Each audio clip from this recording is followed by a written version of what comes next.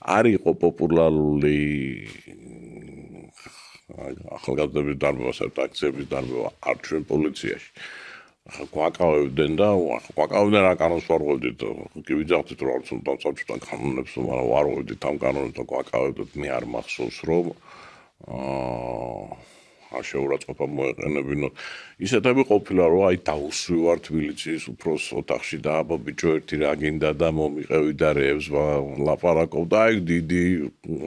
გაწევა გამოწევა ყოფილა კამათის თვალსაჩინო ერთი თავში რა გიდევთ რა დამოუკიდებლობა გენ არ ჭეროდათ ხო ეგეთები ყოფილა მაგრამ აი მე არ მოხსოვს ძალიან შეიძლება სადღაც მოხდა 35 წელია გასული და არ მახსოვს ესე იმათ მაგრამ ესე რომ ახალგაზრდებს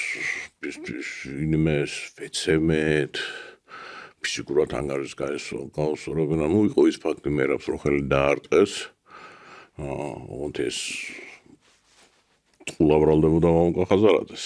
სხვა გაწმენდა დღეს არც არის საქართველოს მოქალაქე არც არის ყოფილა არ ცხოვრობს ის კაცი საქართველოში. არ მინდა ახლა გვარების დასახელება, მაგრამ ეს არ იყო ქართული მილიციის გაკეთებული ამბავი კი ეთვათ ფორმა და ისა, მაგრამ სხვა ამბავი იყო და